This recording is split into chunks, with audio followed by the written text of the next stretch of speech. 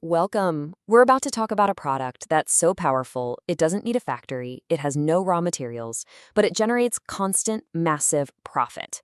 We are talking about something that, according to our source material, was very deliberately designed, not as a simple tool, but as the most successful product in all of history.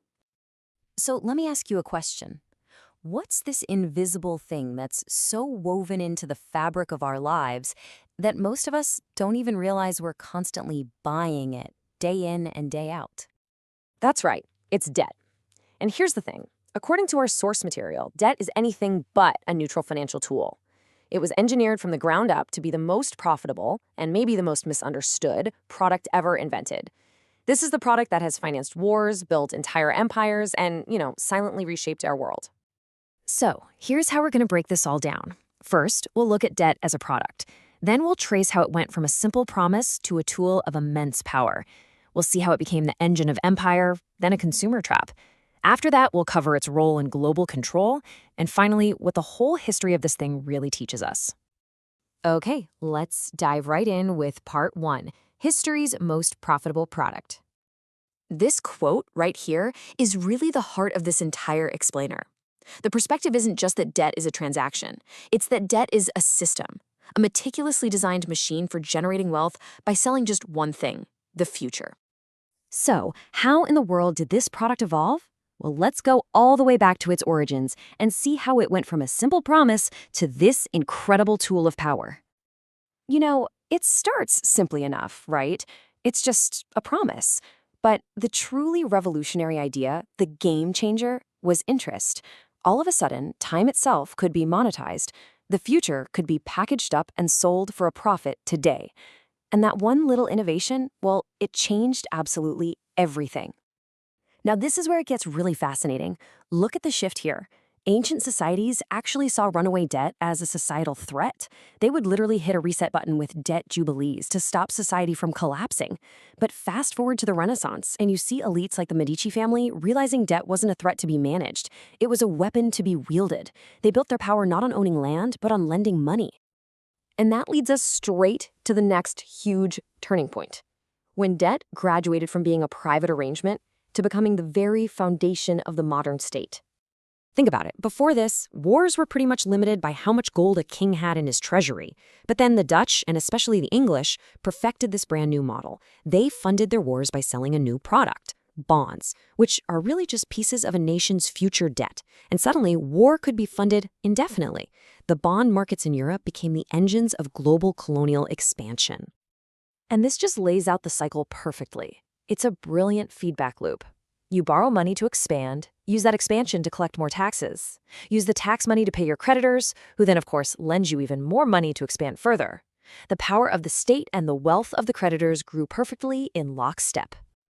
Okay, so here's the crucial pivot. This unbelievably profitable model didn't just stop with governments. Oh no. The next great frontier was to bring it into every single home. Mortgages, car loans, credit cards. This stuff seems completely normal to us today. But our source argues that this was all part of a very deliberate campaign in the 20th century. The goal was to transform debt from something seen as shameful into an aspirational, everyday consumer product. You could even say the American dream itself was repackaged and sold on an installment plan. And this right here reveals the pure genius of the product's design. See, unlike a car that you buy once, a mortgage is a product you buy every single month for decades. That initial promise to pay becomes a finely tuned system for the continuous transfer of wealth from your labor straight to the lender's balance sheet. All right, so they perfected the model on individuals and households. The next logical step, scale it up and use it to control the entire globe. After World War II, you get the creation of institutions like the IMF and the World Bank. Now, their stated goal was stability and development, but our source argues their main function was discipline through debt. Loans were handed out, but they always came with strings attached. And later, through a process called financialization, which is just a fancy way of saying turning anything into a product you can buy and sell, the debts themselves were packaged up and traded around like baseball cards. This term is so important. Structural adjustment. It basically meant that in exchange for a loan, A whole nation had to agree to run its economy according to policies dictated from Washington. Economic sovereignty was traded away for financial survival. Debt became a direct lever of geopolitical power. And this is where we are today. Over $300 trillion in global debt. The scale is it's almost impossible to wrap your head around. It means our entire global economy isn't just supported by debt, it is completely dependent on creating more of it forever and ever and ever. So, after this whole journey through centuries of financial engineering, what's the big takeaway from our source? What's the final lesson here? And there it is. This is the crucial point. The goal of the system isn't for you to become debt-free. In fact, the system thrives on you remaining a debtor.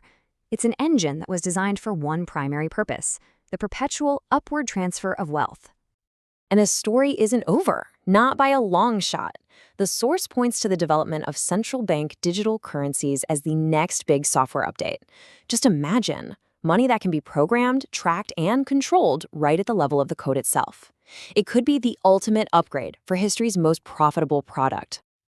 Which really leaves us with this one final question. We are taught our whole lives that borrowing is a key to prosperity, a tool for progress. But after walking through its real history, you have to ask yourself, is debt truly a tool that serves us? Or is it simply the most successful product we've all been sold? Something to think about. Thanks for joining me on this one.